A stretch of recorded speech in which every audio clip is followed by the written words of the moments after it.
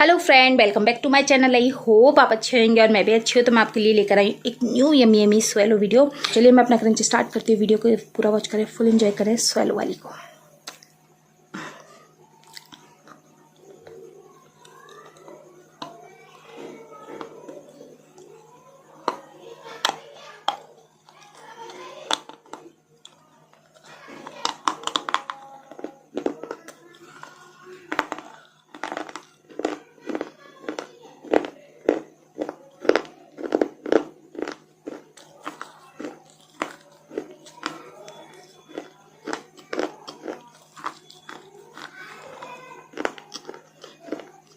To good.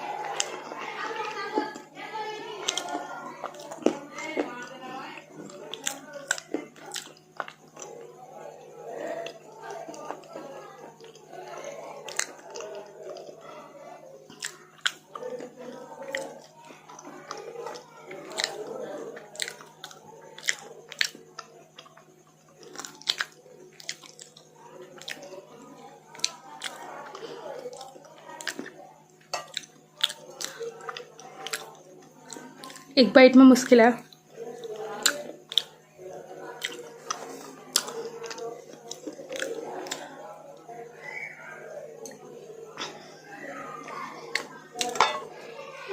Try करते हैं।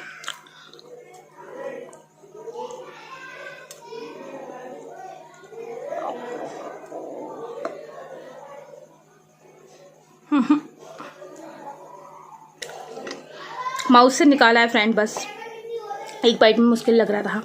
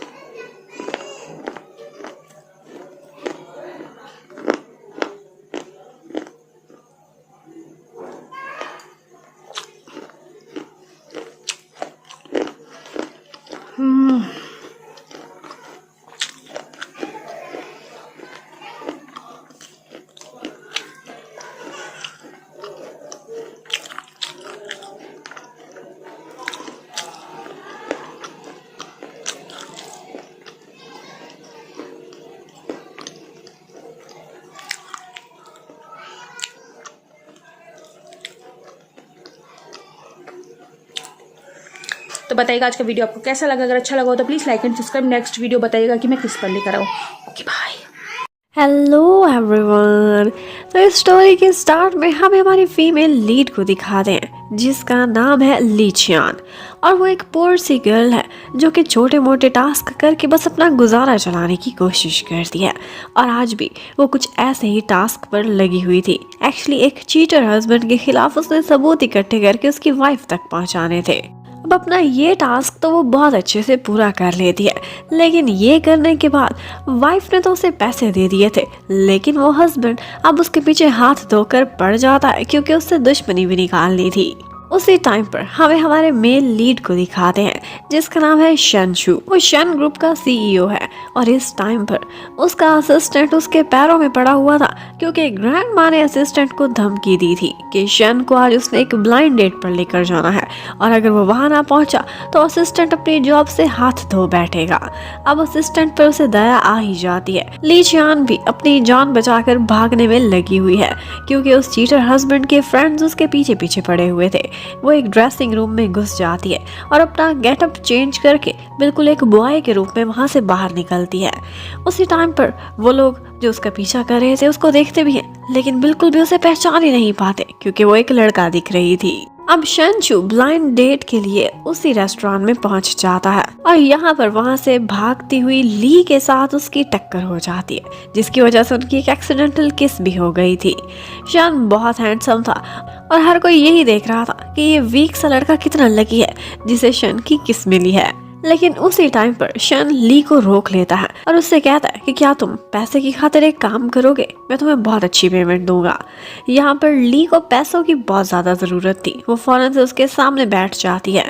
शनशु को यही लगा था कि एक बॉय है और वो भी उसके सामने ऐसा ही नाटक करने लगती है।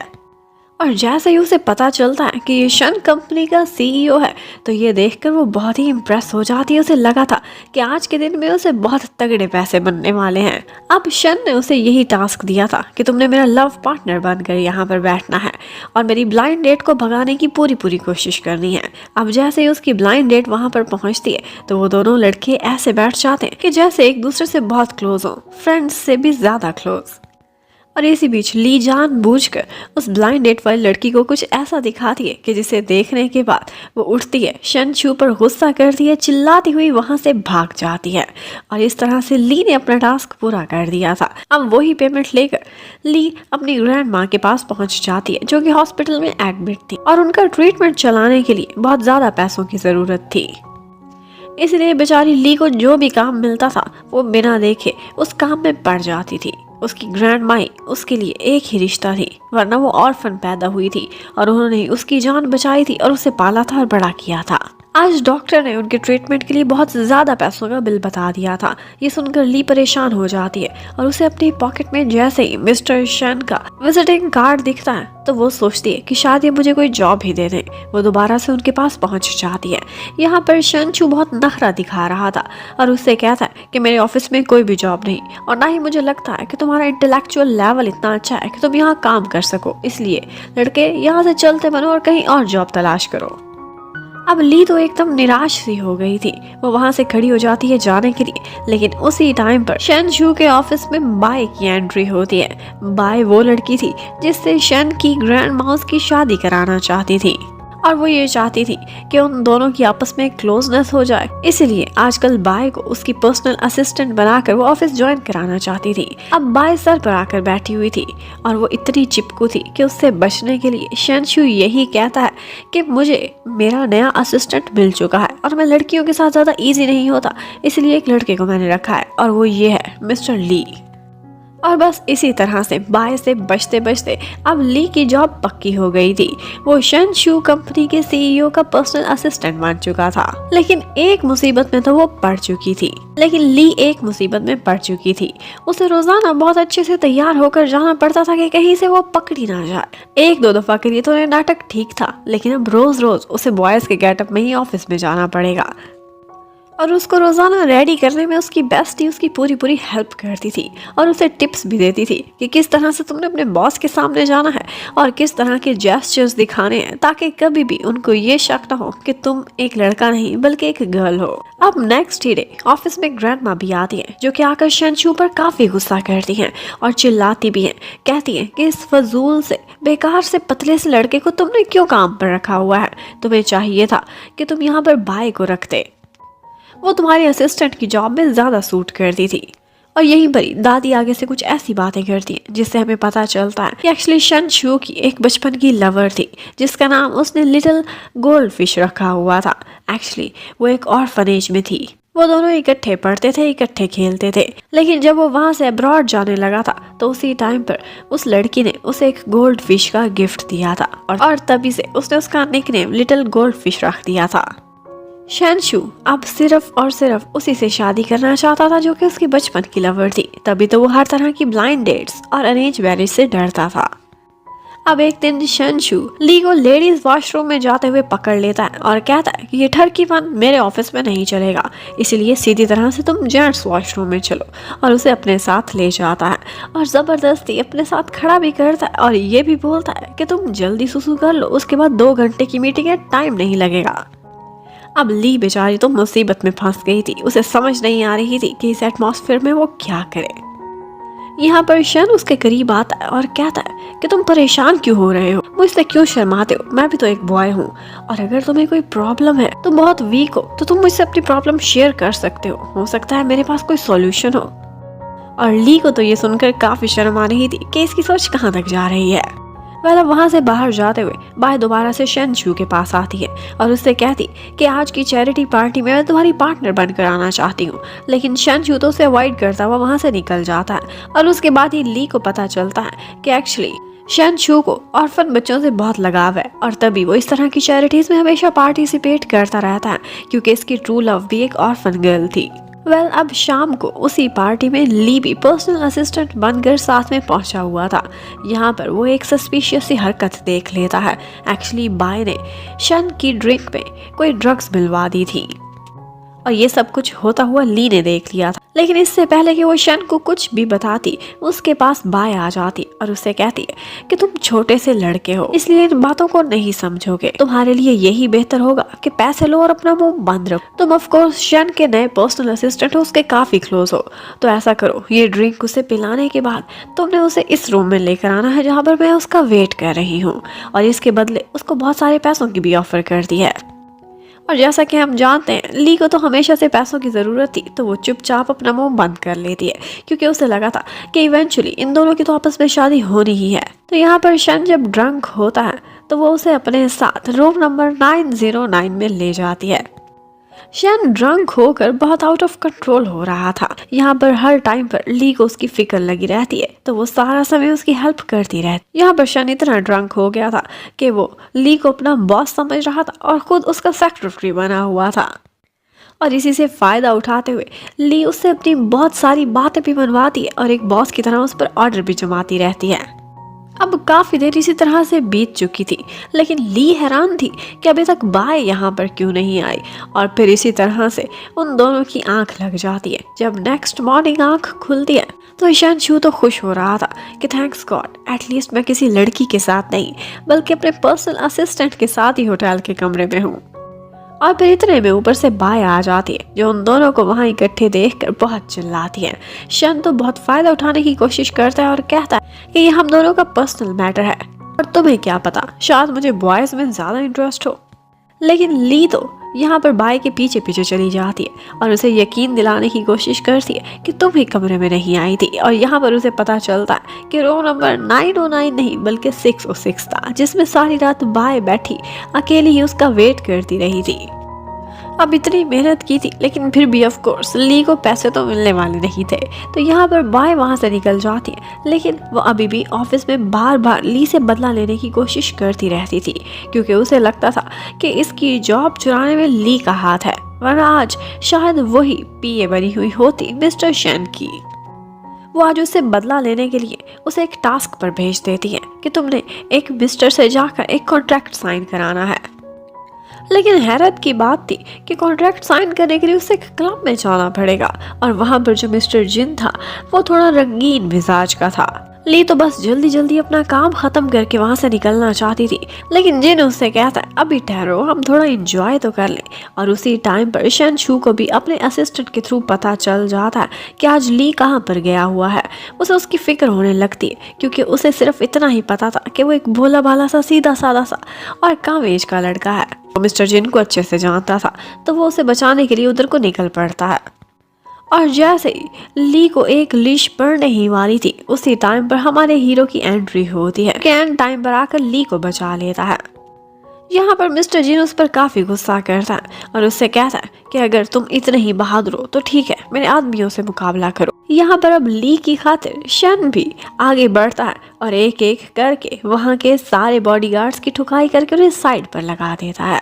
यहाँ पर एक बहुत क्यूट सा सीन भी आता है, जब ली तो बहुत डर गई थी, तो उसी टाइम पर शन उसकी आइज पर हाथ रखता है और एक घुटने को ठिकाने लगाता है। ये सारा कुछ करते हुए शन बहुत ज्यादा अट्रैक्टिव लग रहा था और ली की धड़कनें तेज हो गई थी, क्योंकि ऑफ कोर्स वो तो एक गर्ल थी और इतने हैंडसम बॉय को वो बहुत मुश्किल से रेजिस्ट कर रही थी। अब उसके बाद वो 1, 2 और 3 तक काउंट करता और उस क्लब से उसका हाथ पकड़कर उसे अपने साथ भगा कर ले जाता है। ली सोचने लगती है कि इसे देखकर मेरा हार्ट फ्लटर क्यों कर रहा है, जबकि उसी टाइम पर हमें दिखाते हैं कि एलिवेटर में प्रॉब्लम हो जाता है, जिसकी वजह से शन बहुत ज्यादा डर गया था। वो अंधेरे से डरता था, उसे फोबिया था। तो यहाँ पर ली उसकी हेल्प करती है। वो बार बार उसके पास आती थी, उसे कोई ना कोई बात सुनाती थी, लाइट जलाने की कोशिश करती थी ताकि वो डरे नहीं। यहाँ पर वो उसे काम करने के लिए एक सॉन्ग भी सुनाती है, और ये वही सॉन्ग था जो कि बचपन में लिटिल गोल्ड फिश शन को सुनाया करती थी। ये सुनते ही उसे काफी हैरत होती है। और फिर हमें फ्लैशबैक में दिखाते हैं कि एक्चुअली लिटिल गोल्ड फिश की बैक पर एक स्कार था, और वो स्कार बिल्कुल गोल्ड फिश के निशान का था। तभी तो उसका ये निक नेम पड़ चुका। वो आज जब ये सॉन्ग सुनता है तो उसे अपना फर्स्ट लव याद आ जाता है। वो उसे देखकर हैरान होता है और उससे पूछता है कि तुम कौन हो। वो आगे से कहती है कि मैं तो ली हूँ, ली चियान, आप मुझे अच्छे से जानते हैं। और इतने में एलिवेटर ठीक हो जाती है और शन वहाँ से बाहर चला जाता है। जब ली घर जाती है वो शावर ले रही थी तो उसी समय हमें दिखाया जाता है कि उसकी बैक पर एक गोल्ड फिश वाला स्कार है। इसका मतलब है कि लिटिल गोल्ड फिश वही गर्ल है। अब शन को समझ नहीं आ रही थी कि उसे पता नहीं क्यों ली से काफी ज्यादा लगाव होता जा रहा था। वो आज भी उसके घर के बाहर खड़ा हुआ था और एक बहाने से उसे बुलाने की कोशिश करता है। कहता है कि तुमने लिफ्ट में मेरी बहुत हेल्प की थी, इसलिए मैं तुम्हारे लिए खाना लेकर आया हूँ। मैं तो खाना खा चुका, अब तुम भी जाकर सो जाओ। एक्चुअली उसे वही गेटअप बनाने में काफी टाइम लग जाना था जो करने का उसका बिल्कुल मन नहीं कर रहा था, और वो नहीं चाहती थी कि वो ये पहचाने कि वो एक गर्ल है। उधर बाय का गुस्सा देखने वाला था क्योंकि ली उसके बिछाए हुए जाल में से निकल गया था। अब वो ऑफिस में आती है और उस पर चिल्लाने लगती है, इवन कि वो उसके स्नीकर्स को भी काट के फाड़ के फेंक देती है। अब यहाँ पर बाय की और ली की काफी लड़ाई हो गई थी और ये सारा कुछ शन को भी पता चल जाता है। शन यहाँ पर आकर बाय को डांटता है, और आइंदा मेरे पर्सनल असिस्टेंट से तुमने कोई भी बात नहीं करनी, जो भी चाहिए मुझसे डायरेक्ट बात करना। अब जब शन देखता है कि उस बेचारे ने फटे हुए स्नीकर्स पहने हुए हैं तो उसे उस गरीब पर बहुत तरस आता है। वो उससे कहता है कि हमारे कुछ क्लाइंट्स ने मेरे लिए शूज गिफ्ट में भेजे थे और वो नए स्नीकर्स हैं, इनमें से जो तुम्हारे साइज का है वो तुम आराम से रख लो।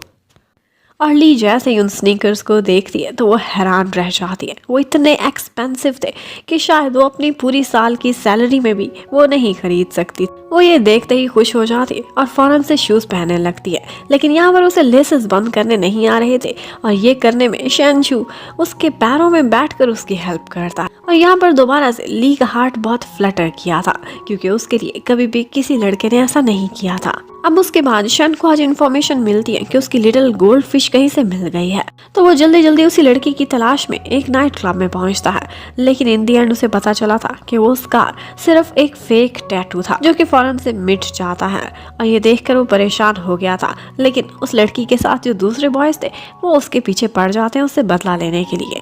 अब यहीं पर ही ली चियान भी पहुंची हुई थी। वो यहाँ पर शन की हेल्प करने से खुद को नहीं रोक पाती, उसे एक साइड पर ले जाती है। अब एक लम्हे को तो शन हैरान रह गया था। उसे उसकी शक्ल कुछ जानी पहचानी दिख रही थी। फिर वो पहचान जाता है कि तुम ली चियान हो, तुम उसकी सिस्टर हो या तुम क्या चीज हो। और फिर एकदम से उसे रियलाइज होता है कि मैं समझ गया, तुम मेकअप के शौकीन हो और इस वक्त तुम एक गर्ल के गेटअप में हो। अब उसी समय शन को बचाते बचाते ली उसे एक किस भी कर बैठती है ताकि उसके पीछे पड़ने वाले लड़के उसका फेस ना देख सकें। अब उनको तो वहां से भगा देती है और उसके बाद वो शन के सामने अपना नाटक कंटिन्यू रखती है और उससे कहने लगती है, क्या हुआ, तुम घबरा क्यों गए हो? हाँ, मैं तुम्हारा पीए ली चियान ही हूँ और तुम्हें बचाने के लिए तो मैंने ये गेटअप बनाया है गर्ल्स वाला, लेकिन तुम इतना शर्मा रहे हो, इसका मतलब है कि शायद मैंने तुम्हारी फर्स्ट किस चुरा ली है। अब फिर उससे पूछने लगती है कि कहीं तुम अभी तक वर्जन तो नहीं, और ये सुनकर वो और भी शर्मा जाता है क्योंकि ऑफ कोर्स ऐसा ही था। वो तो सिर्फ और सिर्फ अपनी लिटिल गोल्ड फिश की तलाश में था जो कि बचपन से लेकर अब तक उसे दोबारा मिली ही नहीं थी। अब हमें नेक्स्ट डे ऑफिस में दिखाते हैं कि ली काफी हैंडसम सा लड़का दिखता था और यहाँ पर ऑफिस की कुछ गर्ल्स उस पर फ्लैट भी हो गई थी और उससे फ्लर्ट करने की कोशिश करती रहती थी। उसके लिए मजे मजे के लंच भी प्रिपेयर करके लाती थी और ये सारा कुछ ली काफी इंजॉय करती थी। एक लड़का बन के भी उसे काफी फायदा हो रहा था। यहाँ पर एक गर्ल उसके लिप्स पर मॉइस्चराइजर लगा रही थी कि वहीं पर ही ऊपर से मिस्टर शन आ जाता है और उन दोनों को इस तरह से देखकर कहता है कि अगर ऑफिस में फ्लर्ट करोगे तो मैं दोनों को 500 का फाइन कर दूंगा।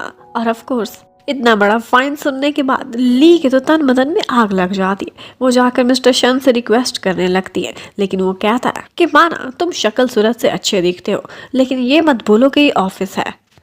अब ली को भी एक आइडिया आया था। वो उसे ब्लैकमेल करने लगती है और एक बोल्ड से बॉय के अंदाज में नाटक करती है। बोलती है कि फर्स्ट किस मैंने चुराई थी एक लड़के ने। ये सुनकर वो डर जाता है और कहता है ठीक है, लास्ट वार्निंग है, आइंदा ऐसा कभी ना हो वरना सैलरी काट लूंगा। अब उसके बाद उन्होंने अपनी कंपनी के प्रोडक्ट से रिलेटेड एक एड के शूट पर जाना था और उसी शूट पर हमारे सेकंड लीड को दिखाते हैं जिसका नाम टिंग है। वो एक सुपर मॉडल था और उसके पास से गुजरते हुए ली की उसे टक्कर हो जाती है, लेकिन लेकिन वो ली को रोकता है और उसे कुछ दिखाता है। उसके पॉकेट से एक पैड गिर गया था। ये देखते ही ली को काफी शर्मिंदगी होती है। वो सबके सामने यही बोल देती है कि ये मैंने एक अपनी फीमेल कोलीग के लिए खरीदा था। उनकी नजर बहुत तेज थी। उसे कहता है, एक्सक्यूज मी, आपकी पैंट पर भी स्टेन लगा हुआ है। अब ये सुनते ही वो परेशान हो जाती और कहती है कि ये तो केचप का दाग है। लेकिन टिंग बहुत ही रोमांटिक स्टाइल में आगे बढ़ता है। अपनी जैकेट उतार कर उसकी पैंट के गिर्द रैप कर देता है और कहता है कि चाहे सारी दुनिया ने ना पहचाना हो, लेकिन मैं जानता हूँ कि तुम एक क्यूट सी गर्ल हो। अब इस तरह से उन दोनों को इतने क्लोज हुए। शैन शू भी देख लेता है, जिसे पता नहीं क्यों, कहाँ से, लेकिन जेलसी हो रही थी। अब जब टिंग वहाँ से गुजर जाता है तो यहाँ पर शैन शू उसके पास आता है और उसे देखते ही वो डर गई थी। वो जैसे ही उसके ऊपर से जैकेट उतारता है तो उसे भी उसकी पैंट पर वो स्टेन दिख जाता है। ली तो बहुत झूठ बोलता है, कहता है कि नहीं ये तो केचप है। लेकिन शन कहने लगता है कि मैं अच्छे से पहचानता हूँ, ये केचप नहीं, ये तो ब्लड है। अब तुम और मुझसे नहीं बच सकते क्योंकि तुम रंगे हाथों पकड़े गए हो। अब ये सुनते ही ली बेचारी इतनी डर गई थी कि उसे लगा था कि मेरा राज फाश हो गया, कि मैं एक लड़का नहीं बल्कि लड़की हूँ। लेकिन शन उसके क्लोज आकर कहता है कि तुम्हें डरने की क्या जरूरत है, हेमोरॉइड्स की बीमारी बहुत से लोगों को होती है, तो तुम्हें भी है, शर्माते क्यों हो, इसका ट्रीटमेंट कराओ। और साथ ही साथ उसे डांटता भी है कि तुम्हें परहेज भी करनी चाहिए। देखो, कल ही तुम एक फीमेल कोलीग से लेकर उसकी फिश खा रहे थे, तो ये तो होना ही था। अब एक दफा तो ली की जान छूट गई थी। अब जब वो शूट पर खड़ी हुई थी तो वहाँ पर भी टिंग एक दो दफा आकर उससे बात करने की कोशिश करता है, क्योंकि टिंग को वो लड़की बहुत इंटरेस्टिंग और बहुत क्यूट दिख रही थी। यहाँ पर उस एड में एक लिप प्रिंट की जरूरत थी टिंग के फेस पर, तो उसकी चीख पर कौन किस करेगा। लड़कियों की तो लंबी कतार लगी हुई थी, लेकिन वो कहता कि कोई भी गर्ल मेरे करीब ना आए क्योंकि ये बॉय ये ड्यूटी करने वाला है। और वो जानबूझकर ये ड्यूटी ली के जिम्मे लगा देता है। अब ली मना भी नहीं कर सकती थी क्योंकि वो तो एक लड़का बनी हुई थी। अब वो उसे लिपस्टिक लगा देते हैं और बार बार उससे शूट लेते हैं। हर दफा टिंग यही कह देता था कि शूट अच्छे से नहीं लिया गया, और इसी बहाने वो बहुत सारी किसेस अब तक ली से इकट्ठी कर चुका था। और इन दी एंड लास्ट वाली किस जो वो उससे अपनी चीख पर करा था वो काफी रोमांटिक स्टाइल में थी, और ये सारा कुछ शन ने भी देख लिया था। और शन गुस्से में आकर उस पर काफी चिल्लाता है, और उसके हाथ में उस वक्त हेमोराइड की मेडिसिन भी थी। अब ऑल तो उसकी नजर में ली तो एक लड़का था, लेकिन फिर भी पता नहीं क्यों उसे जालसी हो रही थी। वो उससे कहने लगता है कि तुम बहुत इंजॉय कर रहे थे ना उस टिंग के साथ, तुम्हें कुछ सोचना चाहिए। कभी तुम गर्ल्स के साथ फ्लर्ट करते हो तो कभी सुपरस्टार्स के साथ। कोई तो लिमिट होनी चाहिए, बिलो द बेल्ट हरकतें मत करो। और फिर पनिशमेंट के तौर पर उसको यही ऑर्डर करता कि तुम 3 दिन तक ऑफिस में सारे के सारे टॉयलेट्स को साफ करोगे। और वो बेचारी ये काम करते हुए अपनी नाक पर हाथ रख के खड़ी हुई थी, लेकिन फिर भी उसे बार बार स्माइल करनी पड़ती थी क्योंकि पैसों की जरूरत थी और बॉस को नाराज करना वो अफोर्ड नहीं कर सकती थी। लेकिन जब से उसने इतनी दफा ली को टिंग को किस करते हुए देखा था तो उसके माइंड में पता नहीं क्यों बार बार ली के लिप्स ही आए जाते थे। वो जहाँ जाता था बस उसे उसके लिप्स दिखाई देते थे। उसे समझ नहीं आ रही थी कि एक लड़के के लिए इस तरह का फोबिया मुझे क्यों हो रहा है, लेकिन शायद कहीं ना कहीं उसका मन जान चुका था कि वो एक लड़का नहीं बल्कि लड़की है। अब उसके बाद आज शाम सारे कोलीग्स एक पार्टी पे गए हुए थे, और वहाँ पर सारे लोग यही बोल रहे थे कि जो हमारा नया कोलीग है ली, ये लड़का बहुत ही क्यूट है, लेकिन ये कहीं से भी मैस्कुलाइन नहीं दिखता। ये तो बहुत स्वीट सा लगता है और लगता है काफी वीक भी है, इसे थोड़ा ज्यादा खाना पीना चाहिए। लेकिन ये सुनते ही ली को गुस्सा आ जाता है। वो थोड़ा ड्रंक भी थी, तो वो सबके सामने बॉयज की तरह की एक्टिंग करने लगती है और बहुत बड़ी बड़ी बड़के भी मारती है। कहती है कि जिस लड़की को मैं एक दफा देख लूं वो मेरी दीवानी ना हो जाए, ये तो हो ही नहीं सकता। और अब तक पता नहीं कितनी अपनी गर्लफ्रेंड्स भी गिनवा देता है। अब सभी उसे चैलेंज करते हैं कि ठीक है, फिर हमारी नजरों के सामने तुम एक गर्ल के साथ फ्लर्ट तो करके दिखाओ, देखते हैं वो तुम्हें क्या रिस्पॉन्स देती है। और ये देखते अब ली वहीं से ही बाहर जाती हुई एक लड़की की तरफ इशारा करता है और कहता है कि ठीक है, फिर मैं इसे पटा के दिखाता हूँ, वो भी 2 मिनट में। एक्चुअली वो उसकी अपनी फ्रेंड थी जिसे उसने वहाँ पर हेल्प के लिए बुलाया हुआ था। वो अपनी बेस्टी को 2 मिनट में ही उसी होटल के एक रूम में लेकर चला जाता है। अब सबको यही लग रहा था कि वाह, इसकी स्किल्स तो बहुत कमाल की हैं। लेकिन पता नहीं क्यों बॉस शनचू को काफी गुस्सा आ रहा था। वो बाकी कोलीग्स को उनके कमरे के दरवाजे के बाहर से हटा देता है और फिर दरवाजा तोड़ता हुआ अंदर चला जाता है। अब उसे पता चल गया था कि ली तो बहुत आराम से बैठा खाना खा रहा है, जबकि बाकी की सारी नॉइसेस वो लड़की अकेली ही क्रिएट कर रही थी। अब वो उस गर्ल को तो पैसे देकर वहाँ से निकाल देता है और उसके बाद ली के करीब आता है और उससे कहता है कि देखो, अगर तुम में कोई प्रॉब्लम है, कोई भी कमजोरी है, तो उसे छुपाने की कोई ज़रूरत नहीं। इस तरह की बीमारियों का इलाज हो सकता है। अब ली को दोबारा से बहुत शर्म आ रही थी कि क्या क्या सोच रहा है। इतने में वहाँ पर थंडरस्टॉर्म होता है जिसकी वजह से ली बहुत ज़्यादा डर जाती है। यहाँ पर शंशु उसके करीब आता है और उसकी आइस पर हाथ रख देता है और उससे कहता है कि डरने की कोई ज़रूरत नहीं, क्योंकि ये देखकर उसे अपनी लिटिल गोल्ड फिश याद आ रही थी जो कि हमेशा बादलों के गरजने पर इसी तरह से डर जाया करती थी। लेकिन वो सोचने लगता है कि ये तो एक बॉय है। उसने गोल्ड फिश जार में भी रखी हुई थी और वो अक्सर उससे बातें भी किया करता था। वो यही सोचने लगता है कि मुझे पता नहीं क्यों एक लड़के की तरफ क्यों अट्रैक्शन हो रही है। ये सोचकर वो एक साइकेट्रिस्ट के पास चला जाता है और उससे यही डिस्कशन करना चाहता था कि पहले तो ऐसा कभी नहीं हुआ था, लेकिन अब ऐसा क्यों हो रहा है कि मुझे एक लड़का अच्छा लगता है। अब ये सुनते ही जो डॉक्टर थोड़ा दूसरी टाइप का था वो खुश हो जाता है और कहता है कि मिस्टर हैंडसम, क्या तुम्हें मुझ में भी कोई अट्रैक्शन फील हो रही है। और ये सुनते ही शंशु तो वहाँ से बाहर की दौड़ लगा देता है और बस ये सुनते ही शंशु अपनी इज्जत बचाकर वहाँ से दौड़ने की करता है। लेकिन उसी हॉस्पिटल में हमें दिखाते हैं कि ली भी खड़ी हुई है और उसकी किसी से लड़ाई हो रही थी क्योंकि किसी पेशेंट ने उसकी ग्रैंडमा से बदतमीजी की थी। अब जैसे ही वो पेशेंट ली पर हाथ उठाने वाला था तो उसी समय शंशु वहाँ पहुँच जाता है और उसका हाथ पकड़कर तोड़ मरोड़ देता है, जो कि उसके पर्सनल असिस्टेंट पर उठने वाला था। और उसके साथ ही जैसे उसे पता चलता है कि ली की ग्रैंडमा यहाँ पर बीमार है तो वो कहता है कि इनके लिए एक VIP रूम अरेंज करना मेरी जिम्मेदारी है। यहाँ पर उनके लिए रूम का तो अरेंज हो गया था। ये सुनते ही ली इतनी खुश हो जाती है